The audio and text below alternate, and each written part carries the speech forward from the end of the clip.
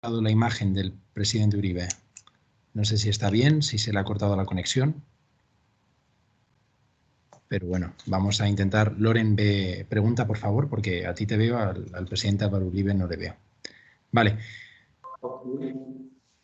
Bueno, bienvenidos y muchísimas gracias por estar con nosotros en esta conferencia que vamos a estar abordando los temas que verdaderamente preocupan a Colombia cuando todo el mundo está mirando a la situación en el país y cuando estamos viendo cómo vive el pueblo colombiano un verdadero drama humano, humanitario. El presidente Álvaro Uribe ahora se nos conectará, ha debido de tener algún problema, así que ahora se suma con nosotros. Vamos a hacer primero una pequeña introducción y viendo que con nosotros iba a estar José Ramón Bauzá, pero debido a problemas de agenda pues no ha podido estar con nosotros y es el primero que hoy queremos presentaros. Nos va a hacer una pequeña introducción a este contexto en Colombia y mandarnos un breve mensaje de 5 minutos de vídeo que quiero compartir con todos vosotros. Ya sabéis y muchos de vosotros conocéis a José Ramón Bauzá, que es eurodiputado actualmente en el Parlamento y que trabaja en la Comisión de Asuntos Exteriores desde el Parlamento. Tiene una gran consideración por todos estos temas, haciendo especial énfasis en el valor de los derechos humanos y ha tenido importantes responsabilidades en el pasado a nivel autonómico, porque fue presidente del Gobierno de las Islas Baleares y actualmente desde la esfera europea pues puede ver todos esos problemas internacionales. Entonces, como hoy no hemos podido tenerle con nosotros, sí que no ha perdido oportunidad para mandarnos un pequeño vídeo con una intervención que os compartimos inmediatamente mientras recuperamos al expresidente Álvaro Uribe, que se ha debido de caer por problemas de internet. Comparto este vídeo de presentación de José Ramón Bauzá y damos las gracias por haber querido estar con nosotros. Buenas tardes desde Bruselas y muy buenos días a nuestros amigos en Colombia y al resto de América. En primer lugar, me gustaría transmitirles el gran honor y el gran placer que supone poder dirigirme hoy a todos ustedes desde el Parlamento Europeo. Y muy especialmente el compartir esta mesa de debate virtual con dos personas que han contribuido de manera decisiva a la defensa de la democracia en América Latina. El premio Sájarov del Parlamento Europeo, Loren Salet, y mi querido amigo, el presidente colombiano Álvaro Uribe. También quiero agradecerle a la Universidad Rey Juan Carlos y al profesor Julio Guinea su amable invitación a participar en esta conferencia que se produce en un momento muy difícil para el Estado de Derecho y la democracia, no solo en Colombia, sino también en toda América Latina. Lamento que las circunstancias actuales nos obliguen a celebrar este evento de forma telemática, pero confío en que la próxima edición pueda tener el gusto de dirigirme a todos ustedes en persona.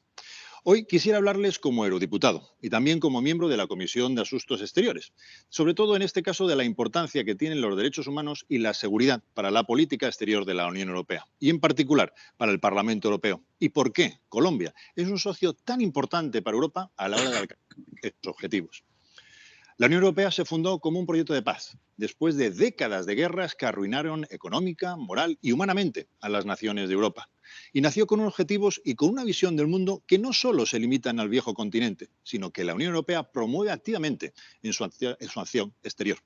Preservar la paz, reforzar la seguridad internacional, fomentar la cooperación y desarrollar y consolidar la democracia, el Estado de Derecho y el respeto de los derechos humanos y las libertades fundamentales.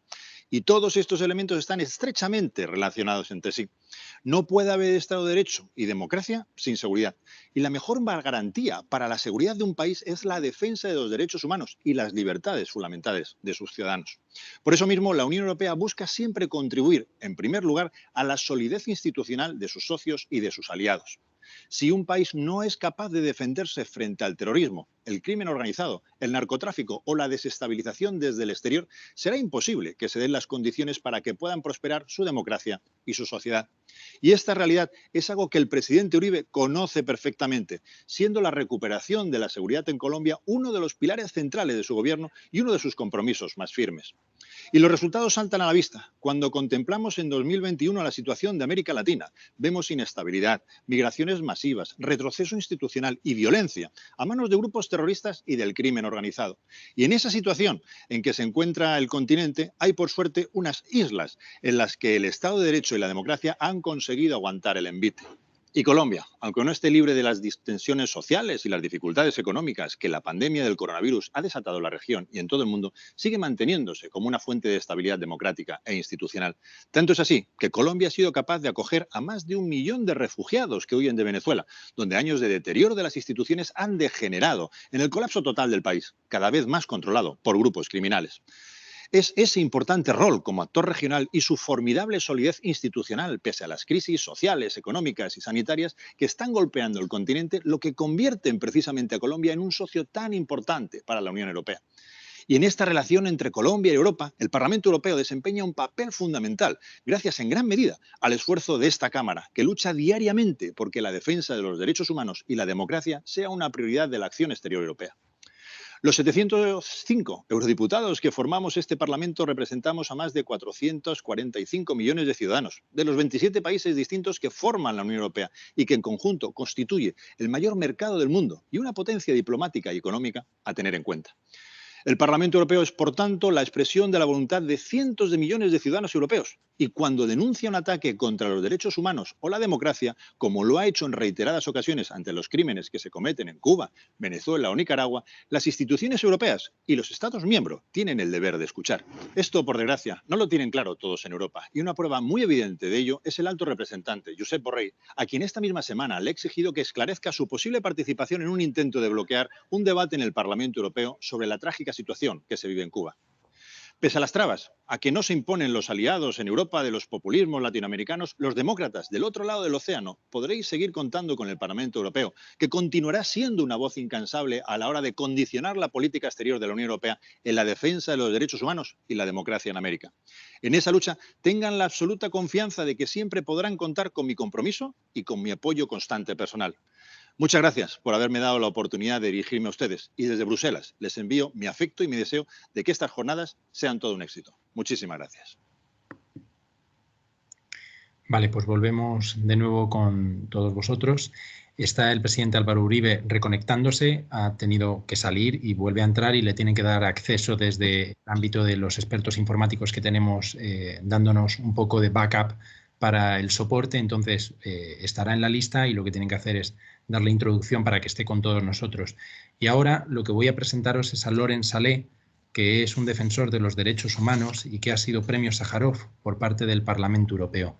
Desde luego que si antes de dar las gracias a Loren Saleh es cierto que tenemos que dar las gracias a Bauzá porque ha querido estar con nosotros y desgraciadamente no ha podido, a la universidad que nos está dando pleno apoyo para que en esta Casa de la Palabra podamos hablar, discutir, conversar y llegar a un conocimiento crítico sobre la situación que está viviendo Colombia, y creo que tenemos que alejarnos de dogmatismos y de extremismos, sino que tenemos que permitir que dentro de la universidad la palabra entre y aquellas personas que tienen pues responsabilidades con la sociedad y que han tenido un papel protagonista puedan llegar a este foro donde académico podemos intercambiar opiniones y, como sacaremos a lo largo de la presente conferencia, podremos contar, como nos ha dicho el propio expresidente, sin ningún tipo de tabú, le preguntaremos al propio Uribe. Así que, Loren, tú que has vivido en carne propia el haber estado en manos de las autoridades que te han devuelto a un país no seguro, han violado el principio de non-refoulement, te han estado torturando, has vivido la tortura sobre ti y años más tarde pues has podido llegar a Europa a través de ciertas maniobras diplomáticas y el Parlamento te ha dado ese galardón como reconocimiento por la defensa a los derechos humanos y como voz a todos esos que han perdido por el camino víctimas de las violaciones sistemáticas de derechos humanos en Venezuela. Coméntanos. Muchas gracias por estar aquí y bienvenido. Muchísimas gracias, Julio. Bueno, muchísimas gracias al eurodiputado Bauzá, a la universidad. Nos emociona mucho esta actividad. Digamos que somos unos acérrimos buscadores del estudio y del análisis de estos temas que están vinculados a la libertad, la democracia y los derechos humanos. Y sobre todo, bueno, también gracias al presidente Álvaro Uribe Vélez, que nos permita estar con él, preguntarle, revisar lo que fue la política de seguridad democrática y la historia contemporánea de Colombia. Creo que esto es un ejercicio que vale la pena el esfuerzo y que pese a las presiones o intimidaciones, estamos muy contentos de sacarlo adelante. Bueno, digamos que la violencia en América Latina no es ajena, lamentablemente, a mi persona.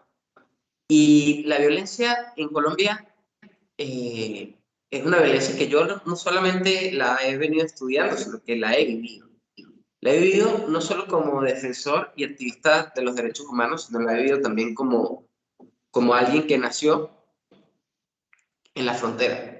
Yo nací en la frontera colombo-venezolana, específicamente en el estado Táchira, y desde que tengo memoria he sabido lo que ha sido la violencia en Colombia.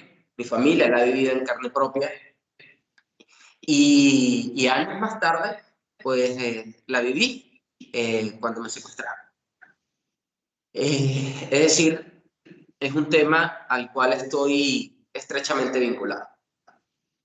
En el 2014, de hecho, fui secuestrado en territorio colombiano. Fui secuestrado por los cuerpos de seguridad. Fui secuestrado y entregado a los servicios de inteligencia venezolanos. Y a partir de ahí, pues me tocó pasar varios años en prisión. Primero en un lugar llamado La Tumba y luego en una cárcel política llamada Helicoide. Y bueno, ahí viví la tortura y viví muchas cosas que definitivamente no se la deseo a nadie. ¿Qué sucede? Definitivamente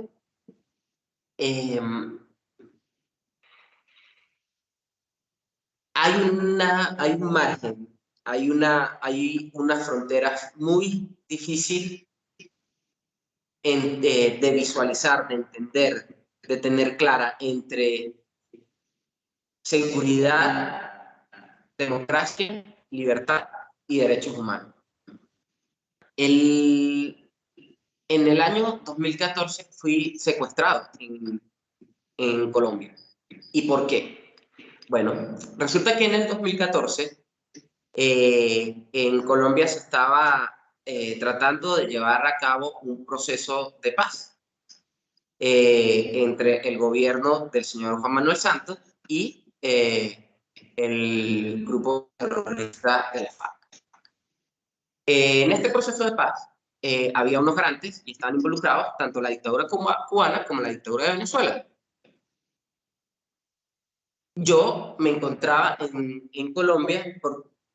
¿Por qué me encontraba en Colombia en ese momento? Bueno, yo en el 2012 participo en un foro internacional de apoyo a víctimas de la guerrilla colombiana.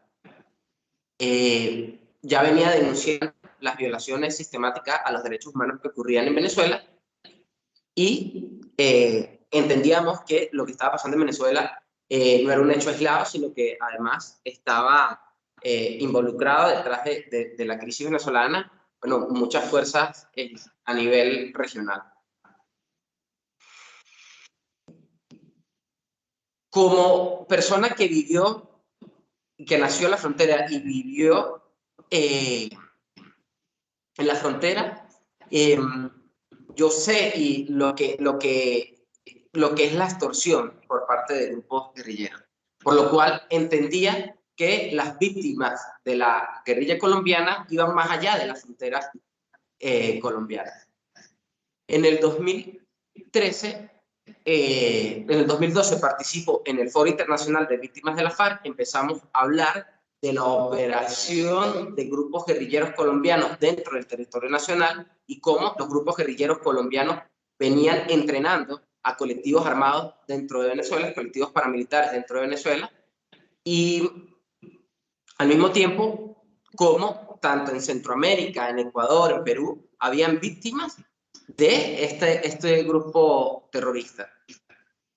En medio del proceso de paz, nosotros impulsamos una mesa internacional de víctimas de la FARC, donde se pudieran escuchar, donde se pudieran manifestar todas estas víctimas que estaban siendo ocultadas en medio de este intento de acuerdo.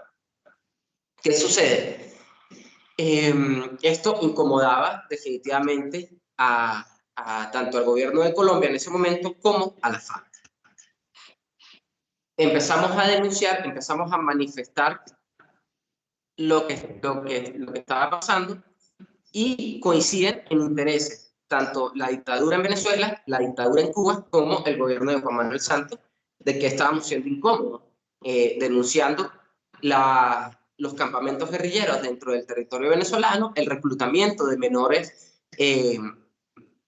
de edad por parte de la FARC, y finalmente el 12 de octubre me secuestran el Servicio de Inteligencia colombiana, y horas más tarde me entregan en la frontera del norte de Santander y el estado Táchira al Servicio de Inteligencia colombiana. ¿Qué sucede? Hubo un video que registra ese momento, y eso de una otra manera evita que me desaparezcan, y queda como evidencia de que yo había sido detenido por el Servicio de Inteligencia colombiano y estaba siendo entregado al SEBIN, por el Servicio Bolivariano de Inteligencia. Luego de esto estuve, como te dije, varios años bajo prisión. Nunca se me hizo un juicio, nunca se presentó ni siquiera una audiencia preliminar, y hasta el sol de hoy nunca hubo pruebas reales ante un juicio, ante un tribunal en mi contra. ¿Qué sucede? El grupo de detenciones arbitrarias del Alto Comisionado de Derechos Humanos determina que mi situación en Colombia fue un secuestro. Fue ilegal, porque nunca hubo una orden de extradición, nunca hubo una expulsión ni una deportación, sino fue un hecho ilegal y arbitrario. Mira,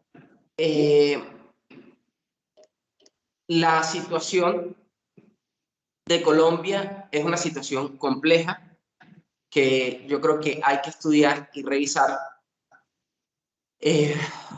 porque son más de 50 años, de un conflicto, de un sometimiento a una población por parte de grupos, y de una otra manera también de más de 50 años de errores por parte del Estado colombiano, donde ha dejado miles y miles de víctimas. Por eso, para mí es muy importante que podamos hoy discutir lo que ha pasado en Colombia, que podamos revisarlo, que podamos de una otra manera compartir, ¿no?, con el expresidente Uribe sus experiencias, porque por un lado está la necesidad de una paz, la necesidad de vivir en libertad, por el otro lado está víctimas, ¿no?, de estos hechos. Y yo creo que es muy difícil poner en una balanza cuál muerto duele más, o cuál víctima es más víctima, ¿no? Finalmente todos son víctimas, y es muy difícil decirle a alguien que acepte la impunidad a cambio de una paz, o acepte impunidad a cambio de una democracia.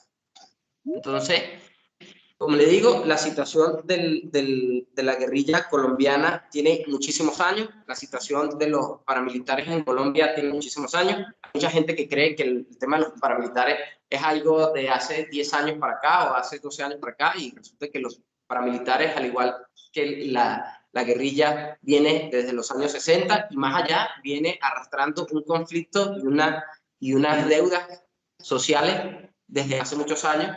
Y esto no solamente ha afectado a la población colombiana, sino a la población en general en la región, incluso se ha extendido hasta Europa. ¿Por qué? Porque bueno, detrás de causas políticas ha habido una estructura criminal vinculada al narcotráfico y a actividades económicas ilícitas. Yo creo que sería importante conversar con el expresidente Uribe, ¿no? ¿Cuáles fueron, primero, cómo encuentra él a Colombia cuando llega, por qué nace la seguridad democrática, qué es la seguridad democrática, cuál considera él que fueron sus logros, considera él que fueron las fallas que se cometieron, la continuidad de esa política y hoy en día cómo lo ve. Y de esa manera ir haciendo una revisión de lo que ha sido en los últimos años de Colombia.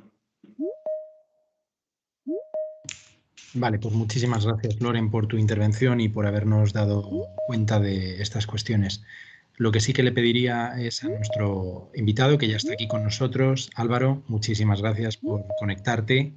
Estás con el micrófono, tienes que activarlo nada más. Espacio. Muy bien. Muchos de los que... Ah, vale, está muteado, perdonad. Para que puedas encender, permitir micrófono. Ahora deberías de poder activarlo.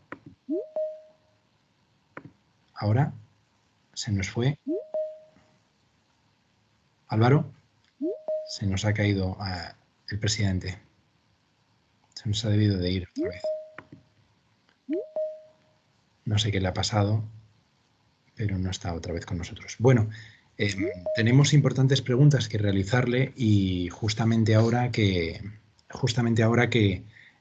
pues tenemos que tratar todos estos temas de derechos humanos. O sea, vamos a intentar evitar lo que viene siendo un ejercicio de sectarismo y poder pedir explicaciones a Álvaro Uribe. ¿Por qué? Pues porque hoy precisamente en este día está Juan Manuel Santos ante la Comisión para el Esclarecimiento de la Verdad, 11 de junio, hablando sobre cuál fue su papel en esa cuestión de los temas de los falsos positivos. Claro, el propio Juan Manuel Santos ha dicho que va a decir a sus ministros, que va a decir todo lo que en su época como ministro de Defensa llevó a cabo.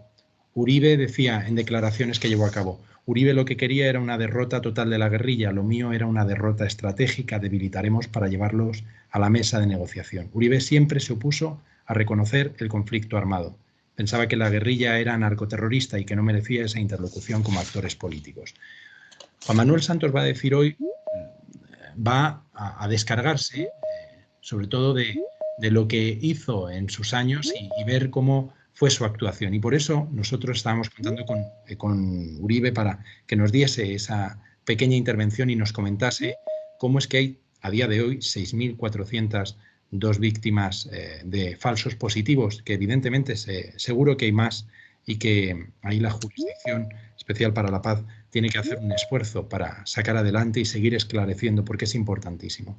Tenemos importantes preguntas que hacer a Álvaro Uribe mientras va recuperando la conexión, porque tenemos también que preguntarle sobre su papel al frente del gobierno. Fueron 8 años de mandato, 8 años en los cuales, evidentemente, bajo su responsabilidad, 5 ministros de defensa, las actuaciones del poder militar, hubo excesos.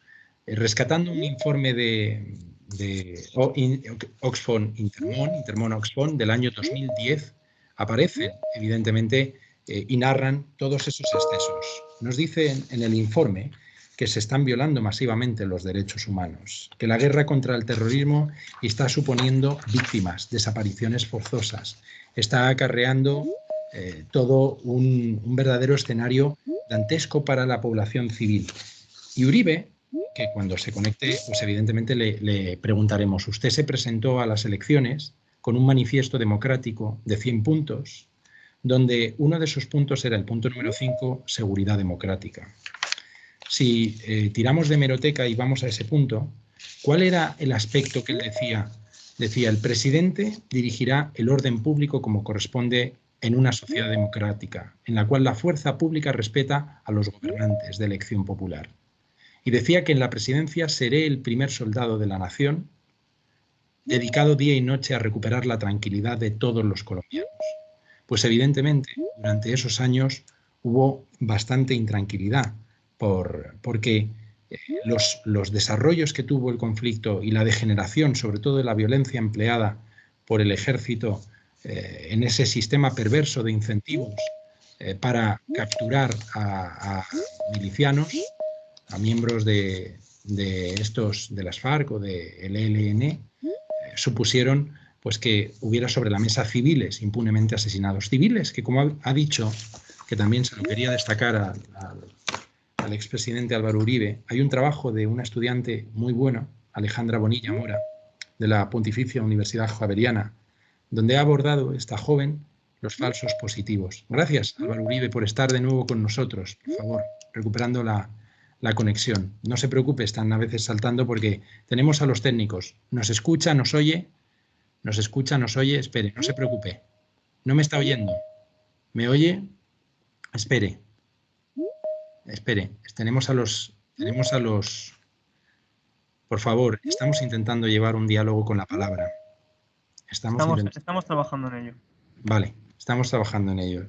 Estamos intentando llevar a cabo un ejercicio. No se preocupe, señor Uribe. Le van a recuperar el sonido en cuestión de unos segundos. No se preocupe. Está el técnico detrás. Colóquese en un lugar tranquilo y procederemos a compartir impresiones. Vale. Pues muchas gracias.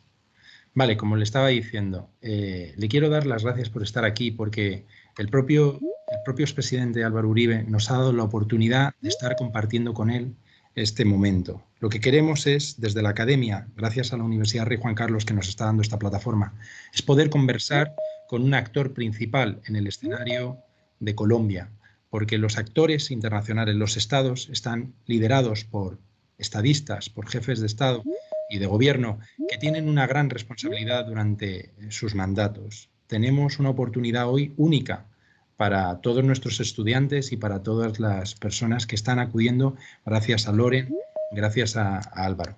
Bueno, queremos aclarar, porque eso es uno de los grandes puntos que tenemos. No sé si Uribe nos está escuchando. Álvaro, ¿nos está escuchando? Sí. Vale, muchísimas gracias. Una de las cosas que más nos preocupa en Colombia es las grandes violaciones de derechos humanos que se han venido produciendo.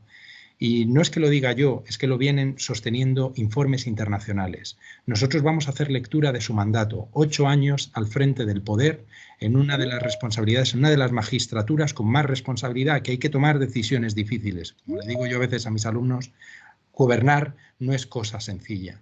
Entonces, hemos estado viendo unos informes de Intermon Oxfam del año 2009, donde destacaban que en Colombia se habían llevado a cabo asesinatos extrajudiciales, se habían dado casos de tortura, se habían dado tratos inhumanos y degradantes. Le querría preguntar qué protocolos han sido los que han fallado y cómo es que al frente de su gobierno estas cuestiones como los asesinatos extrajudiciales, siendo usted, como se presentó, al frente del país con un manifiesto democrático de 100 puntos. Disculpen que les interrumpa, Julio. Sí.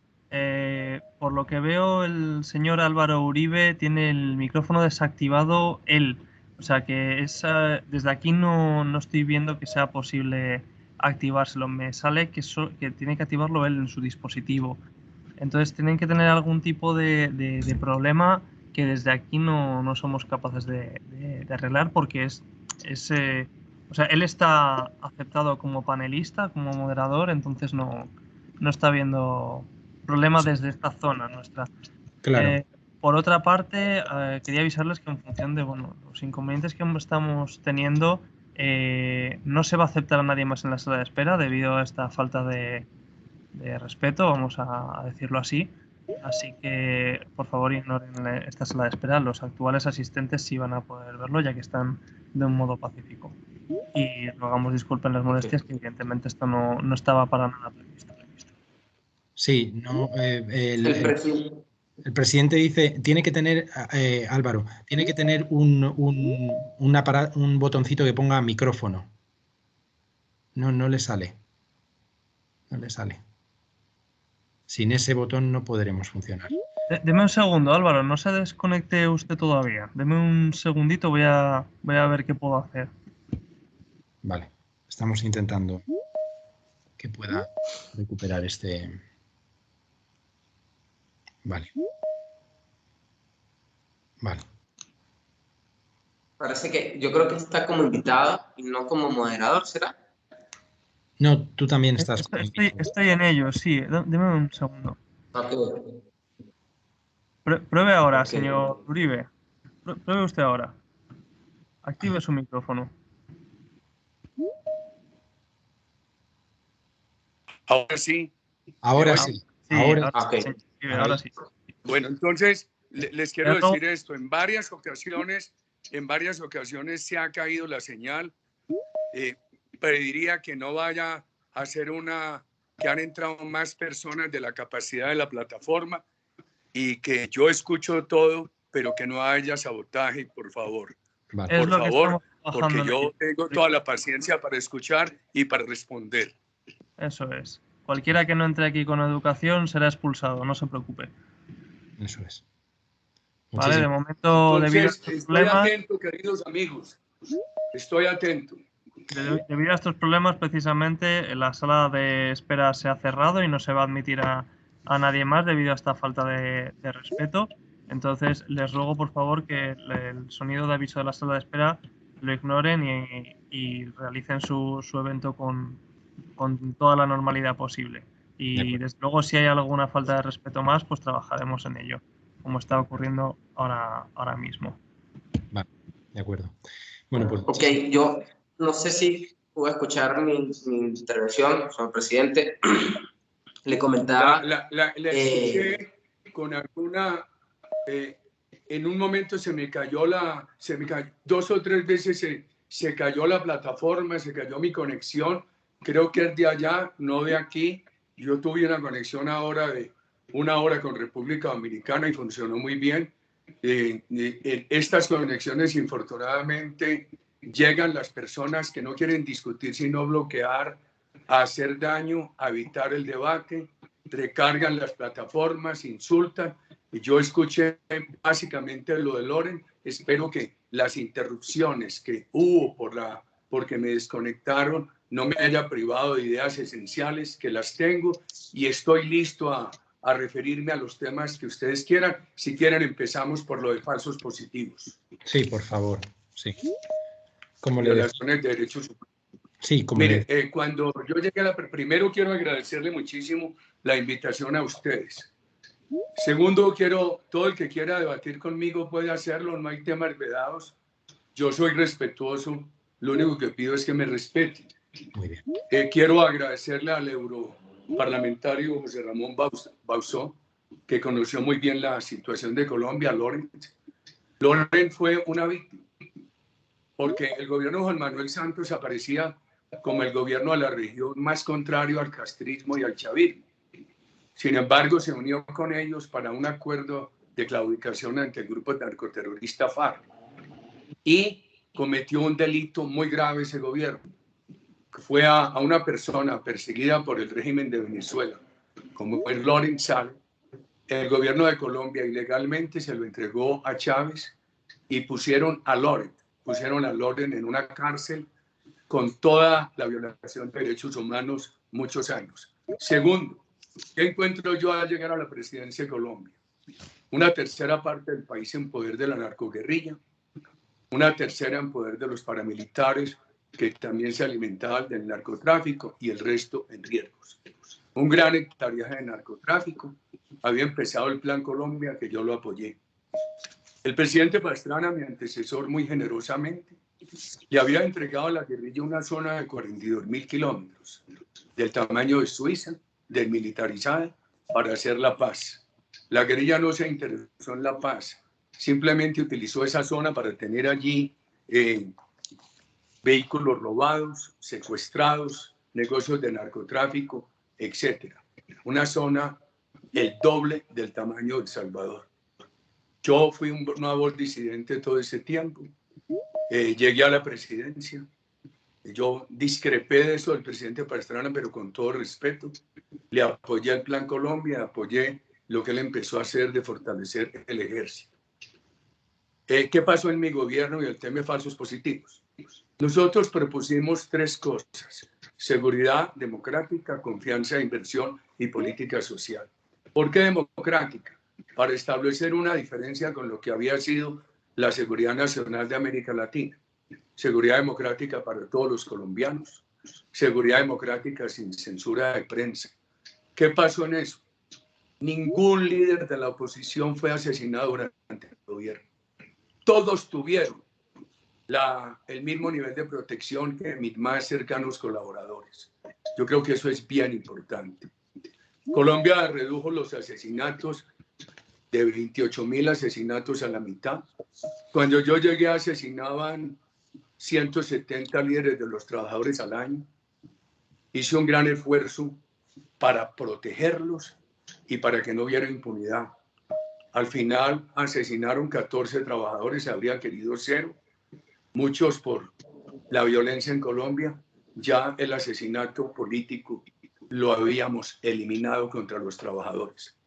Cuando llegué, había una persona en la cárcel por asesinato contra trabajadores. Cuando salí, 200. Eso es muy importante. Cuando llegué, asesinaban 17 periodistas al año. En los últimos 3 años, de a uno habría querido 0. En esos 3 años hubo 2 violencia ordinaria, trágica, cualquier muerte es dolorosa, cualquiera la causa, más por violencia, y 1 por ese problema que algunos han llamado políticos.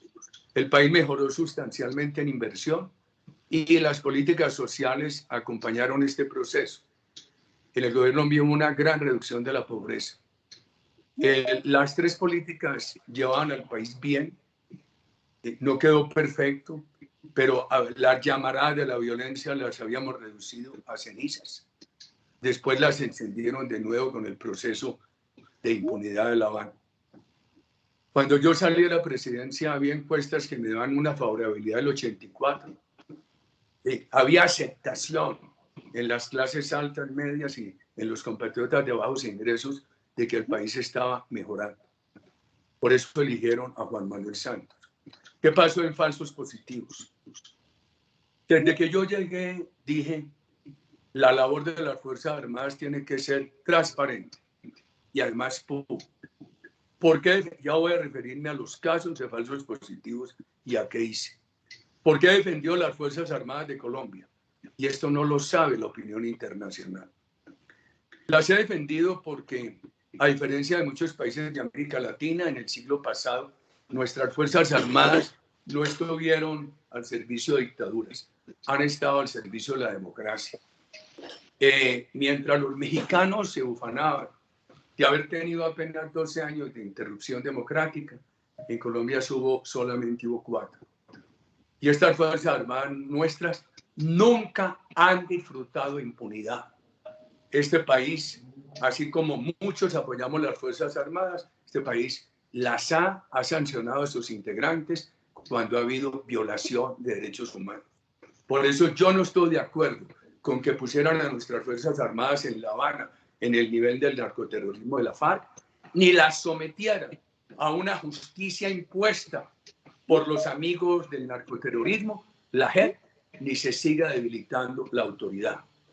Al año de haber empezado yo, a los 8 meses de haber empezado la política de seguridad, inversión y protección social, que iba bien en el país, ONGs afiliadas al grupo de amigos del narcoterrorismo en la comunidad internacional y nacional, empezaron a decir que nuestro gobierno no se daba de hoja criminales, sino que se asignaba campesinos. Por transparencia tomé la primera decisión. Dije, cuando haya una baja, ese cadáver de esa persona, de esa baja, no puede ser movilizado por las Fuerzas Armadas. Tienen que esperar que llegue alguien de la justicia independiente, del CTI de la Fiscalía. Así se hizo. También di la orden que todo tenía que ser público. Yo fui en el primer gobierno a Cajamarca, cerca de la ciudad de Ibagué, en la cordillera central de Colombia, donde había una denuncia porque unos soldados habrían asesinado a unos campesinos. Llegué allá, hablé con los soldados, dijeron que se habían enfrentado a personas de la FARC. Después se comprobó que me habían mentido, los metieron a la cárcel, los condenaron. Enseguida, antes de mí, reelección en 2006, hubo un caso de derechos humanos muy grave al sur de Cali, en Jamundí. Dije, se revela. El país lo tiene que saber. Se publica. Pase lo que pase con mi reelección. Primero el interés del país que mi interés político. ¿Saben qué hice? Tomé la decisión de que eso no lo examinara la justicia penal militar, sino la justicia ordinaria. Hubo muchas críticas contra mí. Mi ministro de entonces, Camilo Espina, hizo un acuerdo con la fiscalía que dijo, donde haya una baja, esa investigación no la hace la justicia penal militar, sino la justicia ordinaria. Eso me valió muchas críticas. Dijeron, Uribe está acabando con la justicia penal militar, está desmotivando a las Fuerzas Armadas. Lo hicimos en nombre de la transparencia y hubo abusos, porque la fiscalía, toda baja, la investigación de cada baja, habría un auto cabeza de proceso contra las Fuerzas Armadas. Después, en el año 2008, el entonces ministro Juan Manuel Santos llegó a la presidencia. Él se había posesionado en julio de 2006. Finales de 2008 llegó a la presidencia con altos mandos, con personas de su ministerio, y me dijeron al cabo de las 9:10 de la noche que había una investigación sobre falsos positivos que comprometía a más o menos 27 altos oficiales de las Fuerzas Armadas. Solamente uno con indicios de conducta criminal. Los otros habrían podido permitir falsos positivos, aún sin quererlo, por haber sido flexibles en la aplicación de los protocolos de operación. Entonces, ¿qué hice yo? Al otro día, a las 7 de la mañana, los desvinculé y le anuncié al país. Pocos días después, acudí a la oficina de Naciones Unidas en Bogotá. Me pusieron frente a frente con un capitán del ejército, testigo protegido, quien dijo que la brigada de Ocaña, algunos integrantes de esa brigada militar, por dar la apariencia de que combatían al narcotráfico cuando lo protegían, habían asesinado campesinos, haciéndolos pasar por narcotraficantes y no perseguían el narcotráfico. ¿Qué hice yo? Inmediatamente le comuniqué al país y los integrantes de esa brigada están condenados. Pocos días antes de terminar yo el gobierno, me visitó el representante del Alto Comisionado de Derechos Humanos y me dijo buenas noticias. En los últimos 2 años ha habido apenas 4 quejas y esas 4 quejas no se han podido sustentar en malas noticias. Debería haber 0 quejas. ¿Que hubo falsos positivos? Sí. ¿Que mi gobierno tomó todas las decisiones? Se las acabo de enumerar. ¿Que logramos terminar con un buen récord de derechos humanos? Sí. Muchas falsas acusaciones contra las Fuerzas Armadas. Ahora, la verdad es que si la intención y las acciones del gobierno no hubieran sido para mejorar la seguridad con absoluta transparencia, ¿cómo habría conseguido Colombia la mejora que obtuvo esos años y que todo el mundo la reconoció en este país cuando eligieron a Juan Manuel Santos? Quiero terminar para que ustedes conduzcan esto con lo siguiente. Yo no nombré ministros de defensa amigos personales. La primera ministra fue la actual vicepresidenta de la República, que es canciller, una señora con toda la respetabilidad. Yo la conocía, no éramos amigos personales. Después una persona de mi región, un empresario con toda una trayectoria de honorabilidad, Jorge Alberto Uribe Echavarría, ninguna familiaridad conmigo. Después una persona que conocí cuando llegué al gobierno, el doctor Camilo Espina. Después Juan Manuel Santos, quien se valió de mi gobierno para hacerse elegir. Nunca había sido amigo personal de él. Y después un recomendado de él, Gabriel Silva Luján. Pues, yo he lanzado este reto como gobernador de Antioquia y como presidente de Colombia. Yo creo que nadie me gana en la comunicación con las Fuerzas Armadas de Colombia. Yo me preocupaba por el orden público día y noche, por proteger a todo el mundo, fuera adverso o amigo. Por favor. Y no hay un solo soldado de Colombia, ni un solo policía que pueda decir que yo le di mal ejemplo de palabra o de obra, queridos amigos. lo que ustedes quieran preguntar con el mayor gusto. Muchísimas gracias. De verdad, Álvaro, por su intervención. Sobre todo porque quiero conectarla con... Usted mencionaba, no hubo impunidad. Esas fueron sus palabras. Pero con el informe que le comentaba antes de Intermon Oxfam, nos saca aquí una referencia que en el año 2003 la Alta Comisionada de Naciones Unidas señalaba la situación de los derechos en Colombia, violaciones graves, masivas y sistemáticas. 7 años después, el informe de 2009 indica que las violaciones no solo continúan siendo graves, sino que en muchos casos se han agudizado y gran parte permanecen en impunidad.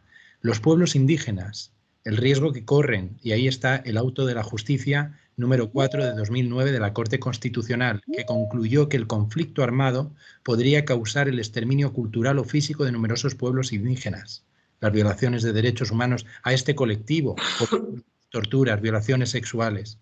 ¿Qué podría decir a los pueblos indígenas de Colombia y a las víctimas que sus madres han perdido a sus hijos, que sobre todo son, como dice esta alumna que hizo un trabajo para la Pontificia Universidad Javeriana, Alejandra Bonilla Mora, sobre los falsos positivos en esos discursos? Nos habla de que eran jóvenes de clases marginales, apartados, que nadie los iba a reclamar y que se creó ese sistema de incentivos dentro del ejército. ¿Quién lo creó? Lo creó Santos, lo creó alguno de sus ministros para que se pudiera dar recompensas en el ejército y presentar gente muerta y cobrar como si fueran al peso, como si estuviéramos en la época del lejano oeste de una cabeza por indio tantos dólares. ¿Cómo se gestó todo ese sistema? Le voy a contestar de 3 maneras la impunidad. Lo que yo le acabo de mencionar, la cadena de acciones de mi gobierno, le puede indicar a usted que no hubo omisión del gobierno ni ha habido impunidad en Colombia. Y que también ha habido abusos de falsas acusaciones para desacreditar la política. Segundo, en Colombia la preocupación en ese gobierno fue la misma, para proteger al más humilde que para proteger al de mayor alcurnia social. Tercero, los indígenas. Algo de historia. El presidente Virgilio Barco, 1986-1990, tomó una gran decisión, le entregó buena parte, yo diría que el 27% del territorio de Colombia, el 30% del territorio de Colombia a las comunidades indígenas. Buena parte en selva, pero yo estoy de acuerdo porque protegen los recursos naturales, otro en tierras muy útiles. ¿Qué hizo el gobierno mío? Yo diría que hay unos compatriotas indígenas muy constructivos. Los apoyamos mucho en materia de educación, en materia de salud, en materia de procesos productivos. Hay un gran desacuerdo con mi gobierno de una corporación indígena del sur del país, el CRIC. Y mi desacuerdo es porque muchos de ellos han estado involucrados en narcotráfico y en violencia.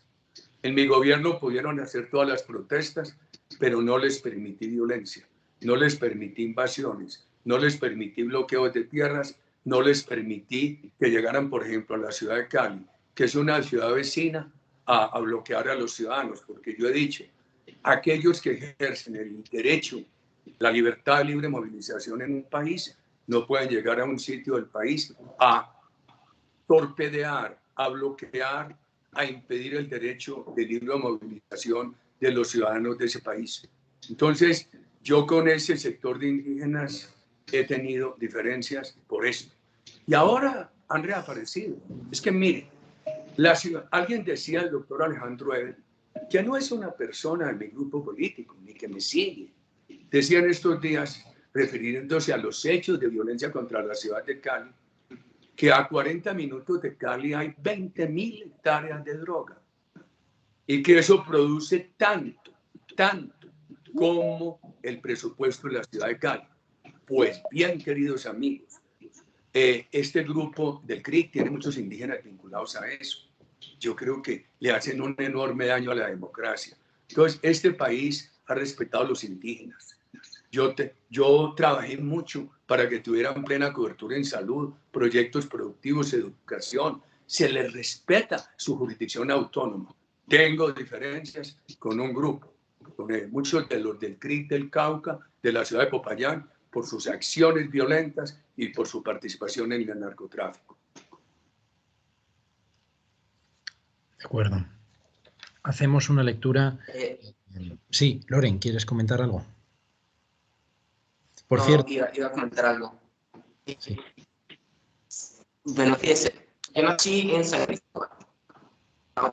No se oye bien, mamá... Loren, no se oye. ¿Aló, me escucha? Loren, Sí. Ahora sí, ahora sí. Ahora te escuchamos. No, le comentaba que yo nací en San Cristóbal. Y mi mamá se ha dedicado a la confección, por lo cual desde siempre su materia prima la compraba en Colombia. Conozco muy bien lo que pasaba en Colombia desde que estaba muy chiquito. Y era imposible pasar de Cúcuta. Viajar de Cúcuta a Bucaramanga era imposible. Y viajar hasta Bogotá ni siquiera imaginable. Sin embargo, hoy en día eso es una realidad. En Colombia se puede transitar por todo el territorio nacional. Ahora bien, yo estuve en Colombia en varias oportunidades, viví en Colombia, visité cárceles colombianas, visité y hablé con militares, funcionarios de los cuerpos de seguridad detenidos y también por combatientes de guerrilla y revisé muchas cosas. Una crítica que ha habido y es que de una otra manera parte de las Fuerzas Armadas colombianas de una otra manera se sintieron un poco traicionadas y abandonadas. ¿Por qué? Porque se decía, ¿cómo puede ser que bajo la excusa de derechos humanos se nos desprotejan y se nos igualen a grupos terroristas? Esto es difícil, esto es un tema difícil. ¿Usted considera que dentro de la política de seguridad democrática, cuál cree usted que fue fallas? ¿Qué cree hoy, viéndolo años atrás, qué cree usted que pudo haber sido una mala decisión? ¿Y considera usted que de una otra manera hubo alguna manera que abandonó a las Fuerzas Armadas que combatieron a los grupos criminales? Lorenz, usted me ha hecho en esta intervención ha planteado 3 temas.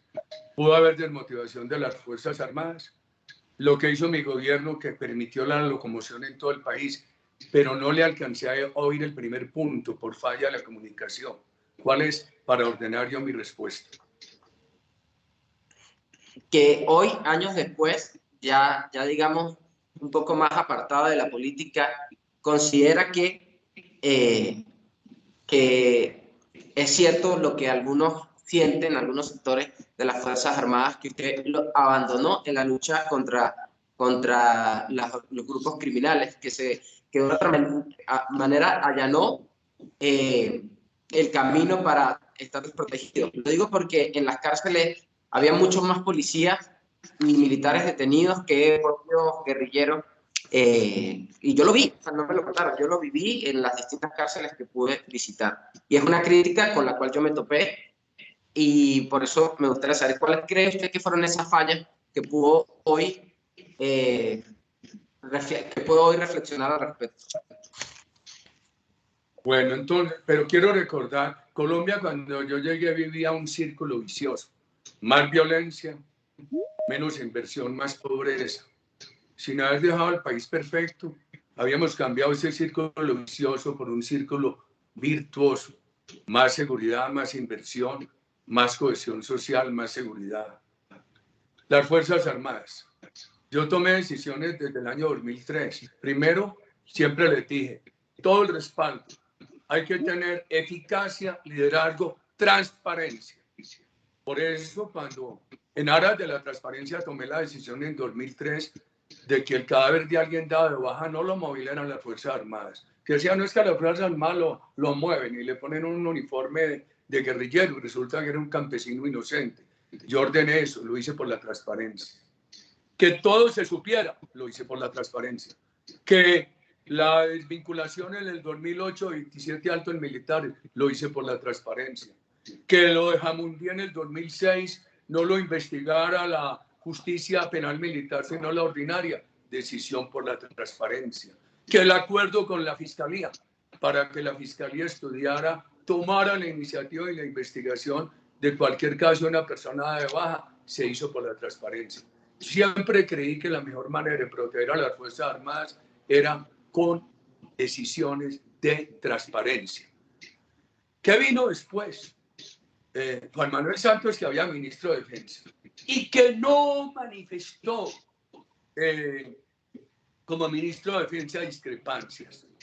Decía, cuando fui a hacer la operación de Ecuador, le ponía dudas, cuando fui a rescatar a Ingrid Betancourt, que si la FARC descubría lo que estábamos haciendo, había que dejarlo volver a la selva, etc. Pero él nunca manifestó discrepancias. Al contrario, él lo que buscó es que nuestro gobierno lo eligiera, como pudimos hacerlo en 2010. ¿Qué me parece a mí grave? Que ese gobierno hubiera aceptado poner a las Fuerzas Armadas de Colombia de tradición democrática, nunca al servicio de dictaduras, que no habían gozado, para su honor no tenían fueros de impunidad, que los pusiera en el nivel del narcoterrorismo. Primer factor de desmotivación. Segundo factor de desmotivación, que impusieran una justicia ilegítima, que el pueblo colombiano reprobó en un plebiscito, que la impusieron a través no de un acuerdo, no de una norma constitucional ni legal, de una proposición en el Congreso. Eso le da toda la ilegitimidad a ese acuerdo. Impusieran una justicia extremista, de sesgo ideológico, impuesta por FARC para juzgar a nuestros militares y que se mantenga esa narrativa para debilitar a nuestras Fuerzas Armadas. Unas Fuerzas Armadas democráticas, con una constitución democrática, fuertes, son unas Fuerzas Armadas que contienen, que evitan violencia, que disuaden violencia, y ese es el mejor camino a la protección de los derechos humanos. Yo creo que eso las ha desmotivado. Muchos han dicho, no, es que las Fuerzas Armadas, Uribe exigía muchos resultados, por supuesto, pero en todo. Yo creo que allí donde hubo errores en mi gobierno fue porque no fui más exigente en resultados. Yo exigía resultados en política social, en educación, en infraestructura, etcétera, queridos amigos. Y han dicho, ¿no? Yo recuerdo que dijeron que por el acuerdo que se hizo entre nuestro ministro Camilo Ospina y la Fiscalía en el año 2006, para que la Fiscalía fuera el investigador inicial, no la justicia penal militar, sino la justicia ordinaria independiente de los militares, fuera la competente para investigar inicialmente cualquier caso de una persona de baja.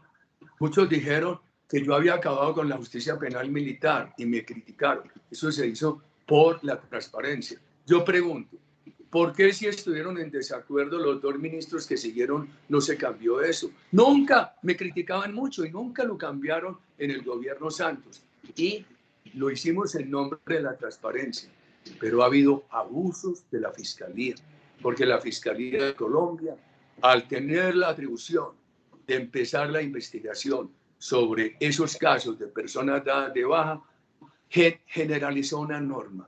En todas supuso que había una culpa, una mala intención de las Fuerzas Armadas y convirtió cada caso, como diría el viejo derecho penal, en un auto cabeza de proceso. Entonces, hay muchos militares que se quejan de mis decisiones. Yo, con todo el afecto que les he tenido, tengo que repetir hoy que tomé esas decisiones por la transparencia, porque para mi gobierno era tan importante la eficacia como la transparencia. Sí, lo hemos visto, presidente Uribe. Eficacia, liderazgo, transparencia. Pero ¿dónde quedaba la ética? Porque en la Constitución de Colombia, en el artículo 11, habla del derecho a la vida, es inviolable. Es uno de los principales derechos de los que debería de gozar el pueblo colombiano. Y a la vista de algunas actuaciones desproporcionales por parte de los militares, no sé si cuentan con un código ético para que esa impunidad o cuando hay abusos no se produzca. Las imágenes que circulan en redes sociales que a lo largo de estos días han querido empañar la celebración de un evento con el ánimo de intercambiar ideas y alumbrar algo de conocimiento al respecto, muestran evidentemente que hay momentos en los que las fuerzas militares sacan armamento, armas blancas, reprimen a los manifestantes con mucha violencia y parece que no hay una respuesta a esas violaciones. Puede que usted me diga, responden a la violencia de los manifestantes, vale, pero un guardia, un militar tiene que saber guardar la compostura, tiene que saber que no ha de estar torturando o realizando determinadas actuaciones por allá de los límites, ¿no?, que exigen esos derechos humanos. ¿Qué nos podría decir usted con respecto a esos abusos que hemos visto en Cali y en otros lugares y que proceden evidentemente de que en la securitización de estas protestas pues suponen a veces unos ciertos abusos? Voy a responderle y voy a tratar de tener la menor subjetividad posible. Primero, hay código de ética. Es que, por ejemplo, mi gobierno tuvo un código de ética que era proteger a todos los colombianos. Y yo creo que la reducción de la violencia en ese gobierno, el mejoramiento de las condiciones sociales, muestra que se aplicaba un código de ética. Vamos a la situación actual. Yo le voy a dividir, don Julio, lo que es la protesta social de la violencia. Colombia respeta la protesta social, en nuestro partido la respetamos. Inclusive yo comparto razones por la inconformidad por la pobreza, agudizada por la pobreza, por la pandemia y además porque nuestro gobierno al que apoyamos presentó una reforma tributaria equivocada que retirar. Me voy a referir a algo a la pobreza. Entre 2001 y 2013, un año antes de mi gobierno, 3 años después, la pobreza bajó del 51 al 27. Empezó a mejorar el coeficiente Gini de distribución del ingreso. ¿Qué pasó? Vinieron exceso de impuestos, exceso de gasto burocrático, la protección de la FARC, se desaceleró la inversión, no se volvió a crear empleo de calidad, el crecimiento económico empezó a ser negativo en términos per cápita, hubo años en que crecía más la población que la economía en términos reales, etc. Y la pobreza pasó del 2013 al 2018 sin bajar del 27.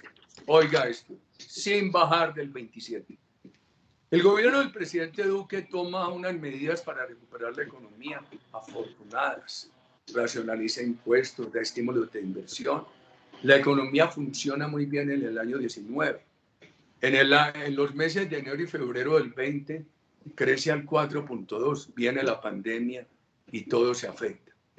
El gobierno toma unas buenas decisiones frente a la pandemia, pero finalmente resultaron insuficientes. Desde agosto del año pasado nuestro partido le pide, mire, va a tener que hacer una reforma tributaria, subir algo los impuestos que los paguen los más pudientes para poder atender mejor la pandemia. El gobierno inicialmente se negó, después el equipo económico presentó ya tarde una reforma tributaria muy controvertida. En nuestro partido le dijimos, no, presidente, no presenten esa. Bueno, la retiró. ¿Y qué reclamamos hoy? Para acelerar las políticas sociales y de juventud, reclamamos una reforma tributaria que pague los sectores más pudientes de Colombia. En ese reclamo insistemos. Yo creo que la van a terminar aprobando, pero tarde, y me preocupa mucho. Entonces, los problemas sociales, nosotros decimos, necesitan atención social. Vamos a la violencia. El país había mejorado mucho en seguridad. Estoy hablando del año 2013, 3 años del gobierno que me sucedió. El narcotráfico había bajado a 42.000 hectáreas, un récord por lo bajo. ¿Qué pasó? Se anunció desde La Habana que para el caso de FARC, el narcotráfico sería delito conexo con el político, sin cárcel, sin extradición, con elegibilidad política, sin fumigación. El gobierno mío fumigaba, erradicaba manualmente y le pagaba a las comunidades para cuidar el bosque, porque este país es amazónico y en la Colombia andina hay mucha selva. Este país todavía tiene más de la mitad del territorio en selva virgen. Este es un país muy rico en recursos naturales. Cada hectárea de narcotráfico implica destruir 2,5 hectáreas de selva virgen. Por eso nosotros pagábamos un programa que se llamaba Familias Guardabosques, que lo desmontó la administración Santos, bien importante. Se tomaron todas esas decisiones en La Habana y ¿qué ocurrió? Se pasó del récord bajo de 42.000 hectáreas a 209.000 que encontró el presidente Duque. Pero lo dejaron con unas normas constitucionales que dificultan mucho combatir el narcotráfico. Antes de ayer conocimos una nueva medición, 143.000 hectáreas, pero con más productividad. Una exportación, una producción de 1.200 toneladas. Eso supera la capacidad del Estado. Eso es una ruina muy grande. Entonces, en mi concepto, lo que se dice, este país había mejorado mucho en seguridad, pero lo anunciado desde La Habana de 2013, con ese aumento del narcotráfico, volvió a traer las llamaradas de la violencia. Yo no pude acabar toda la violencia, pero la habíamos reducido mucho. Estaba en cenizas, en brasas, y eso con el combustible de la impunidad y de ese proceso con la FARC volvió a llamaradas. ¿Qué hay hoy? Un problema social que hay que enfrentar y unos grupos violentos que vienen de atrás, con mucha plata del narcotráfico. Nosotros separamos el problema social del problema de violencia. Ese problema de violencia financiado por el narcotráfico tiene un componente de formato internacional y un propósito político. Y nosotros lo rechazamos. ¿Cuál es el formato internacional? No es sino ir a Diosdado Cabello, a Maduro. El mismo formato de Chile. En el año cuando el presidente Duque llegó, unos políticos lo amenazaron y le dijeron, sin que hubiera empezado, le vamos a afectar la gobernabilidad con el país en la calle. En el año 19 esa violencia rompió la normalidad y ahora reapareció esa violencia con más fuerza. Y hay discursos de los violentos que dicen que hay que seguir porque ellos tienen que ganar las elecciones del año entrante. Hay una combinación de formas de lucha. Están apelando a la violencia para un propósito político de la instalación de un gobierno neocomunista en las elecciones del año entrante. ¿Qué hemos dicho nosotros? A un manifestante, a la protesta social, soluciones sociales, a la violencia, soluciones de autoridad. ¿Qué pensamos nosotros? Si usted tiene una autoridad firme, una autoridad bien dotada, bien apoyada, esa autoridad evita violencia, disuade a los violentos. Pero aquí, con una policía debilitada, unas fuerzas armadas que apenas las dejaron salir a la calle hoy hace 2 semanas y ha empezado a mejorar la situación, pues los violentos abusan. Entonces es una provocación permanente contra el grupo antimotines de la policía. Saben que la policía no puede disparar y aquí han herido más de 1.300 policías, varios asesinados, etcétera, civiles. ¿Qué decimos nosotros? Nunca dispare, nunca dispare. Disuada la violencia. A los manifestantes, respétolos y protégelos. A los violentos, disuádalos o llévelos a la cárcel. Para nosotros eso es totalmente diferenciable. La señora vicepresidente le dijo a la comisión, a los delegados de la Comisión Interamericana que con motivo de esta violencia, de estas manifestaciones hay 21 muertos. Y estén seguros ustedes que lo que sea responsabilidad de la policía, eso no queda en la impunidad. Pero aquí hay mucho reclamo por la destrucción, más de 1.300 policías heridos, afectado más del 1% del PIB. Algunos empresarios han dicho que la destrucción de este vandalismo ha traído más problemas que la misma pandemia. Destruyeron el 20% de la avicultura del Valle del Cauca, que es el 40% de la avicultura nacional. Ese sur del país indígena lo tienen totalmente bloqueado, queridos amigos. Pequeños productores de leche, comunidades indígenas, botando la leche y la papa porque no tienen manera de llevarla a los mercados. El 60% del sistema de transporte masivo de Cali destruido. Un porcentaje muy alto destruido del sistema de transporte masivo de Bogotá. Entonces yo le diría 3 cosas. A lo social, soluciones sociales. Todos los días hablamos de eso. A la violencia, soluciones de autoridad. A la violencia, soluciones de autoridad con eficacia y con transparencia. La autoridad fuerte disuade. La autoridad débil permite que haya más provocación de los violentos, más abusos de los violentos, y eso termina en unos enfrentamientos cuerpo a cuerpo en la calle, entre un sector de la policía o de los grupos antimotines y sectores de violentos, y entonces ahí aparece el muerto, y aparece el contuso, y aparece el herido, y aparece la violación de derechos humanos. Como dijo José Ramón Bauzó al principio, la seguridad firme y eficaz es una garantía de observancia de derechos humanos. Garantiza que la protesta se haga, que aquellos que quieren protestar por la inconformidad social no sean afectados por los violentos, queridos amigos. También le saco una cita. Hay algo que yo quisiera resaltar ahí. Fíjate, Julio y presidente, en Venezuela tenemos, desde que llegó Hugo Chávez al poder en el año 98, estamos solicitando que pueda ingresar a Venezuela la Comisión Interamericana de Derechos Humanos. Desde el año 98, yo lideré huelgas de hambre en Venezuela para que pudiera visitarnos la Comisión Interamericana de Derechos Humanos, porque además era un derecho que teníamos, y el Estado venezolano había suscrito el Pacto de San José. Hoy en día eso es imposible. Todavía sigue siendo imposible. En Nicaragua sigue siendo imposible. En Cuba ya sabemos la realidad cubana. Yo he visto, sin duda, imágenes que demuestran un uso excesivo de la fuerza. He visto imágenes realmente lamentables que además me recuerdan a Venezuela, ¿no? En las manifestaciones. He visto grupos civiles armados al lado de policías uniformados.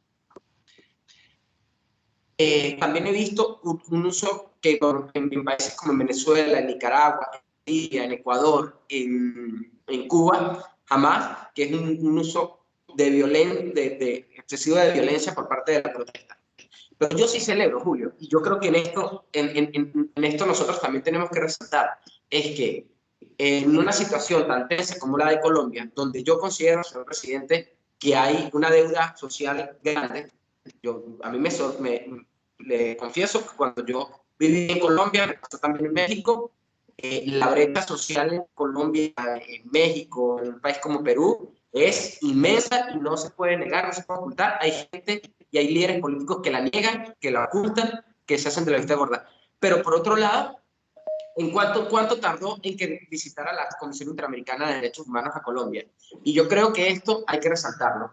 Hay que resaltarlo porque es una posibilidad que lamentablemente no todos los pueblos en América Latina lo tienen. Y como y por eso para mí era importante intervenir en este punto, porque es una de las principales exigencias que tenemos en un caso como Venezuela. Desde el año 98 estamos solicitando que en Venezuela pueda entrar la Comisión Interamericana de Derechos Humanos a constatar lo que está pasando. En Nicaragua lo estamos exigiendo. En Cuba no se permite la mínima protesta. En Colombia haya o no abuso de la fuerza, que yo considero que es porque además yo llevo un juicio contra el Estado colombiano. Hay una herramienta que los colombianos deben tener en cuenta y valorar y usarla también, que es la Comisión Interamericana de Derechos Humanos. En ese sentido, yo sí lo rescato y espero que así como pueden entrar en Colombia, puedan tener acceso a toda la información y que se pueda hablar con todas las víctimas con o sin uniforme, puedan hablar con todas las víctimas de lo que está sucediendo en Colombia. Pero que no solamente sea en Colombia, sino que también puedan visitar el resto de países en América Latina donde haya la posibilidad de violaciones a los derechos humanos. Yendo en esa línea en la que... Muy bien, me permite darle a Loren de ese punto. Sí. Sí, le voy a contestar. Son tres temas. La visita de la Comisión Interamericana, otros países, el problema de desigualdad y pobreza. Siendo yo gobernador de Antioquia, en este país se planteó que hubiera una oficina del alto delegado para derechos humanos de Naciones Unidas. Yo lo apoyé y después como presidente apoyé la renovación de la permanencia. Yo siempre he sido partidario del Estado abierto, que nada se oculte. Cuando me preguntaban unos periodistas hace 2 semanas que qué opinaba de que viniera la Comisión Interamericana a Colombia, me parece bien. Este país es un país democrático, abierto. Lo importante es que no haya sesgos, no haya sesgos. Yo le voy a pedir ahora a mi asesora Laura Medina que les haga llegar el informe de lo que presentó el sector privado vallecaucano a esa comisión.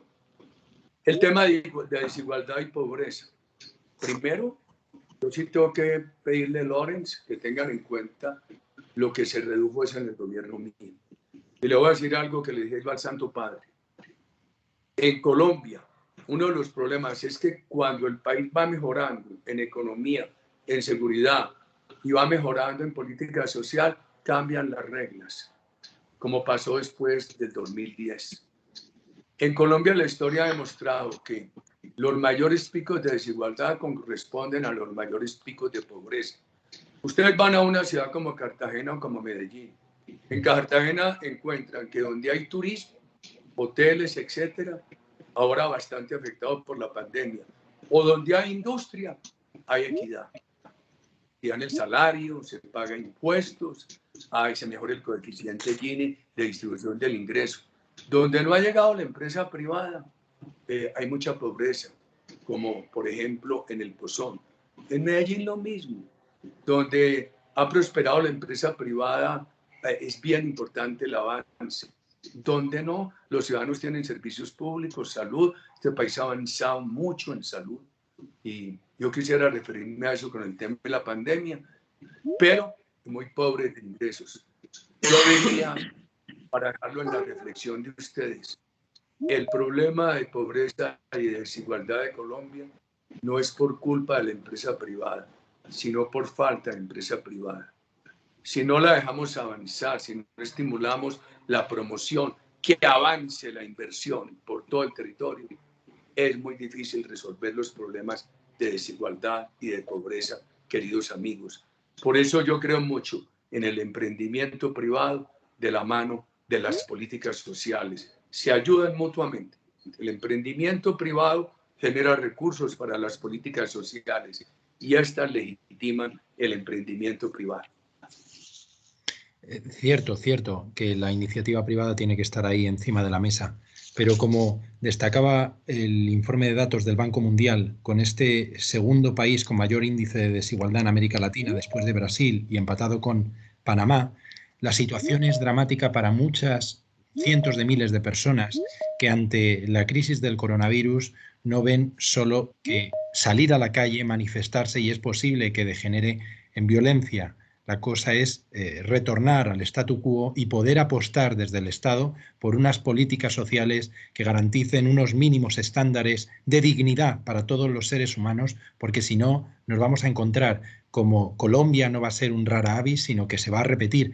De hecho, hace pocos días, cuando Macron le dieron una bofetada visitando unos pueblos, le dijo, después de ese evento infortunado, que la vida democrática necesita calma y respeto por parte de todos, tanto de los responsables políticos como de los ciudadanos. Y creo que en la sociedad colombiana, y corríjame si me equivoco, señor Uribe, precisamente ha carecido de esta calma. Calma porque ha habido actores velando por sus intereses en vez de pensando en el interés general. Ha habido políticos velando por sus intereses y han terminado muchos corruptos entre rejas, y empresarios que en vez de velar por su bien han velado como decía, en vez de bien general, por su bien particular. Y el narco y los paramilitares, conectando con el paramilitarismo, señor Uribe, ¿qué diría usted de Colombia al frente de sus años en el gobierno con el tema de los paramilitares? Porque actualmente, ante la Corte Penal Internacional, existe en la fase número 3 de exámenes preliminares se está investigando presunto crimen de lesa humanidad cometido desde el 1 de noviembre del 2002. ¿Qué diría usted al respecto? Sí, le voy a dejar los paramilitares para lo último y me voy a referir primero a la inequidad. Yo creo que lo que usted ha leído del Banco Mundial necesita deflactarlo, necesita separarlo. Es un país de 50 millones de habitantes, donde hay empresa privada que la han dejado salir adelante, se corrige esa desigualdad, se mejora el nivel de vida, eso no hay duda. Este país tiene unas instituciones bien importantes pagadas por la empresa privada. Tiene el Servicio Nacional de Aprendizaje, pagado por la empresa privada y por el gobierno más importante de América Latina. Este país tiene un sistema de compensación familiar muy importante en lo social, pagado por la empresa privada. Este país logró plena cobertura en salud, por favor. Y cuando yo la comparo con Chile, aquí la cotización de salud la tiene que pagar fundamentalmente el empleador o el Estado, en Chile el trabajador.